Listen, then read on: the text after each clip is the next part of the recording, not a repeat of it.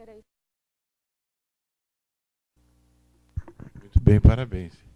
Quem quer comentar? Beto.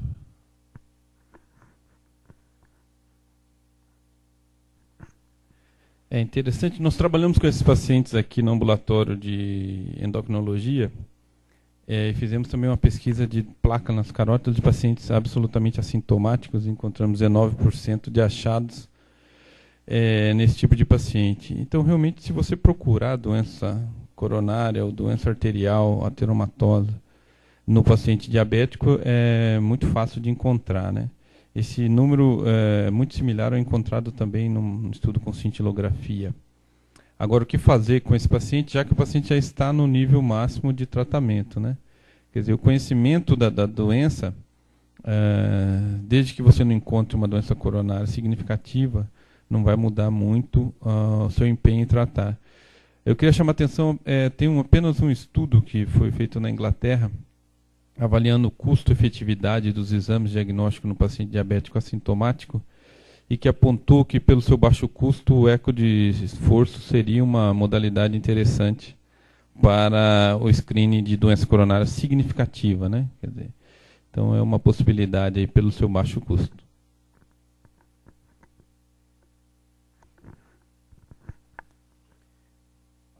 Uma bela aula. Você realmente pegou um assunto que é atual e necessário ser discutido. O que falta, o que eu sinto nesses estudos é uma questão que é muito visível na prática clínica. Eu não me lembro de ter recebido nenhum paciente diabético puro, só ele, veio sozinho, ele e o diabetes dele vieram me consultar. Ele quase sempre é hipertenso, ele é dislipidêmico, ele é preguiçoso, barrigudo, enfim. Quer dizer, a diabetes está quase sempre imersa num universo de fatores de risco muito exuberante. E isso acho que modifica o olhar clínico. Não o olhar científico, como você mostrou, mas o olhar clínico. Eu duvido que tenha algum de nós que não pesquise isquemia num paciente que tenha múltiplos fatores de risco, sendo jovem e tendo a diabetes assintomaticamente presente. Né? De maneira que, às vezes, a relevância de uma discussão como essa se esvai na clínica, embora deva permanecer no campo da ciência, para nós sabermos, afinal das contas, quando você tem múltiplos fatores, qual é o mais importante, qual é o foco fundamental que a gente deve ter na abordagem do paciente. A outra coisa também que é difícil quase sempre nesses trabalhos é você poder saber ao certo há quanto tempo ele é diabético. Né? Há quase sempre uma linha de corte na população, eu vou lá e detecto que há X pacientes diabéticos assintomáticos, ou seja, se eu não fizesse o programa de prevenção de diabetes, eu não saberia que eles eram diabéticos porque eles são assintomáticos. Né? De maneira que você fica com a questão do tempo de exposição ao fator de risco também fica prejudicado. De maneira que esses estudos são realmente necessários, difíceis de serem feitos, eu acho muito difíceis de serem interpretados, à luz daquilo que a gente conhece. De maneira que, na prática clínica, eu acho que a gente não deveria se esquivar de pesquisar sistematicamente macroangiopatia e isquemia.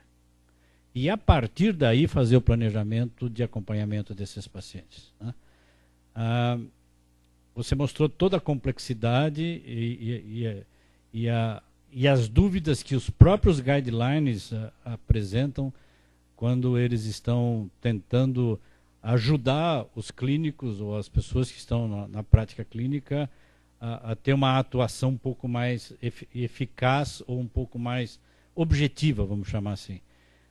É difícil. Eu acho que se existe um paciente complicado que nos gera muita dúvida na atuação, é o diabético, hipertenso, dislipidêmico, obeso, enfim, o paciente que faz parte da pós-modernidade. Né? Mas eu gostei muito da sua aula, você foi sintética, você apresentou dados objetivos e preocupantes, diga-se de passagem. Porque esse é o tipo do paciente que está lá todo dia com a gente, né? E cada um deles traz uma história de vida ou uma proposta diferente de tratamento. Eu acho que a clínica ainda vai ter muitas dúvidas, todos os clínicos ainda vão ter muitas dúvidas sobre o que fazer.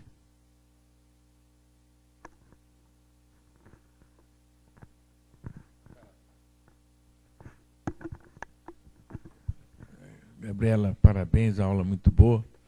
E é o drama de quem faz o consultório, né? Você encontra o paciente, às vezes faz o diagnóstico de uma intolerância à glicose ou de um diabetes assintomático, e uma vez detectando os fatores de risco desse paciente, nem sempre é fácil você convencê-lo a fazer as mudanças de estilo de vida necessárias e, eventualmente, além do controle glicêmico, né, fazer o uso das drogas que protegeriam principalmente o rim, o cérebro, o coração, como inibidores da ECA ou os BRAS. Além disso, fazer com que o seu colesterol seja também mais baixo, e habitualmente com o uso de drogas. E ainda convencê-lo a usar aspirina, com os grandes problemas que a aspirina pode dar para o trato gastrointestinal. Então, uma vez que você recebe esse paciente, que você detecta o diabetes, a vida do paciente se complica muito. E nem sempre a gente tem sucesso em convencê-los a fazer um tratamento adequado, junto com o endocrinologista. Bom, só para encerrar, Tavico.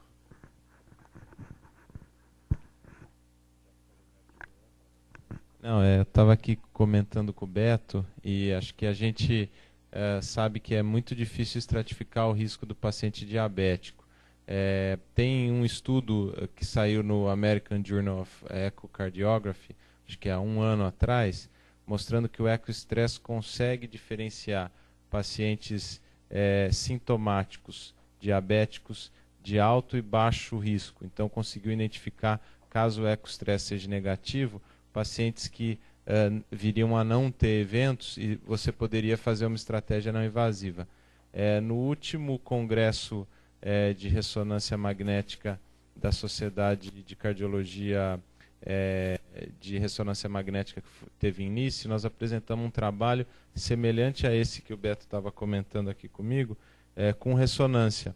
Em torno de 300 diabéticos sintomáticos, nós conseguimos com a ressonância diferenciar em pacientes de alto risco e de baixo risco para evento. E a ideia talvez fosse usar isso para fazer uma terapia mais agressiva, talvez cineangiografia, naqueles que tivessem um risco aumentado. Esses dados ainda não estão publicados, mas a gente está tentando publicar e mostrando aquilo que ela falou. Ainda não tem muito dado com a ressonância e também não com o ecoestresse, mas eu acho que nos próximos anos, tanto o ecoestresse como a ressonância vão ajudar a gente a entender um pouco o que é melhor para esses pacientes diabéticos. Só queria lembrar uma coisa que, acho que foi o ano passado que o Tambácia deu uma aula sobre controle de diabetes para nós, né?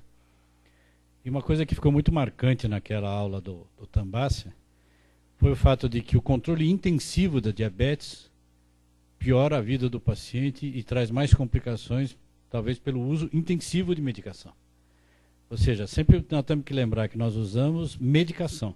E conforme o Nakarato falou, é complicadíssimo você aumentar, às vezes, doses de medicação na tentativa do tratamento intensivo.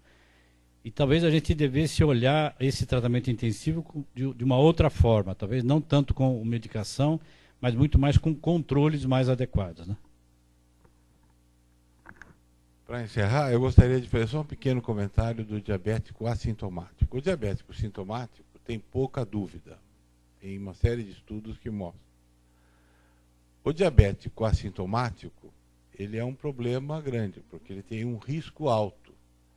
E esse estudo que foi mostrado, o DIAD, mais o outro estudo que tem, que é o Dynamit, que fizeram, que não conseguiu incluir todos os pacientes, mas também não mostrou diferença em fazer o screening pelo método até então considerado padrão ouro, que era a cintilografia.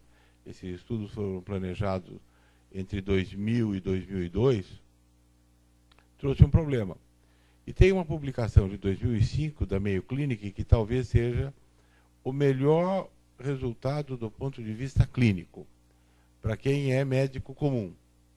Foram 1.467 pacientes diabéticos, assintomáticos do ponto de vista cardiovascular, que foram para cirurgia não cardíaca e que fizeram cintilografia para avaliar a isquemia. Eles conseguiram dividir em quem tinha uma grande área isquêmica, média e pequena, e quem tinha uma grande área isquêmica realmente evoluiu pior. Acontece que só 18% dessa população teve a cintilografia alterada.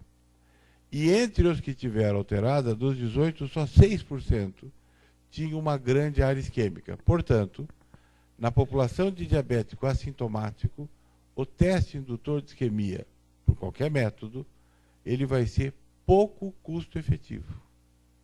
Por outro lado, tem uma outra publicação de 2008 que saiu no JACC, que comparou a evolução de pacientes diabéticos com e sem disfunção erétil. E quem tem disfunção erétil tem uma evolução 2 vezes pior. A interpretação desse estudo é que quem tem doença comprometendo o endotélio, aqui avaliado pela disfunção erétil, mas vale para qualquer outra avaliação íntima, média espessada, índice tornozelo braquial alterado, qualquer outro sinal de doença aterosclerótica subclínica, compromete a evolução e aí sim justificaria o estudo mais agressivo de forma não invasiva. E para concluir, tem um outro estudo que fez score de cálcio nos pacientes diabéticos assintomáticos. E entre aqueles que tinham score de cálcio aumentado, a positividade do teste da cintilografia saiu dos 18% e pulou para os 44%.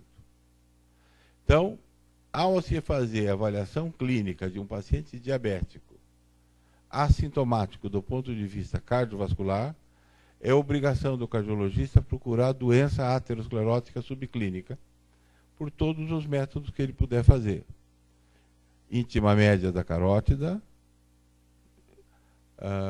índice tornozelo braquial e outras queixas que poderiam sugerir alteração da função adequada da parede do vaso.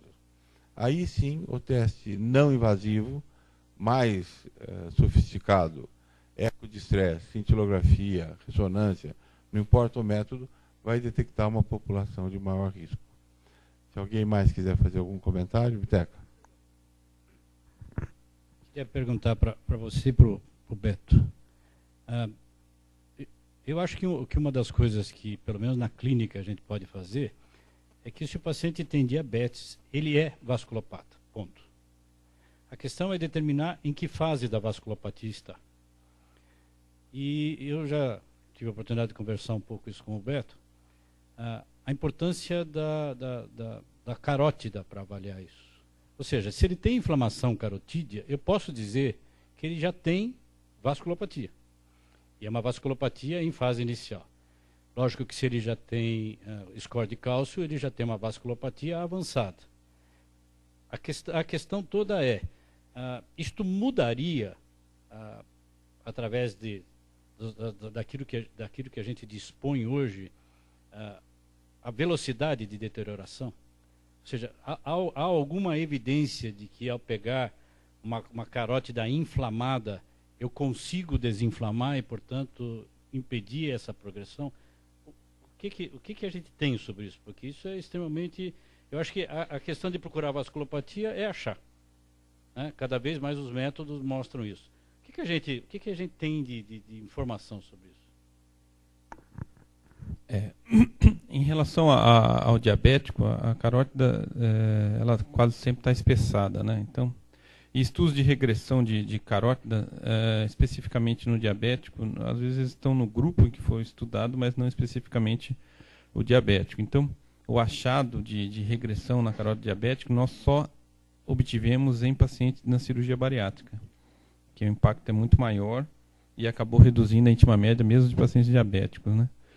Do ponto de vista clínico, a presença de doença arterial periférica no HPS foi levantado, quer dizer, o paciente diabético, independente da idade do diabético, do tempo de diabetes, se ele tem um diagnóstico de doença arterial periférica, ele evolui muito pior, e aí o controle da lipidemia nesse paciente tem um benefício maior do que no paciente que não tem doença arterial. Por esse estudo, parece que 15% dos pacientes diabéticos não vão desenvolver nenhuma doença arterial periférica, pelo menos no tempo do estudo, mas os que já têm a manifestação clínica irão evoluir pior. Então, do ponto de vista prático, quando se faz muita carótida, eu já fiz muitos exames, às vezes se tem a impressão que se pode fazer o diagnóstico de diabetes pela carótida, porque ela é bem diferente, né? Quando eu erro esse diagnóstico é porque o paciente é tabagista. Então as duas alterações marcantes da carótida são o tabagismo e o diabetes. Mas a regressão não é fácil. No estudo que nós estamos fazendo com Fronteira, junto com o professor Otávio e o pessoal da bariátrica, quando pega o paciente que já tem diabetes há muito tempo, que já tem placas, e se faz a cirurgia bariátrica, o impacto na carótida é muito menor. Inclusive, não identificamos nenhum impacto até o momento. Tá bom, queria agradecer e dar parabéns para a Gabriela, que foi uma apresentação muito boa. Beto.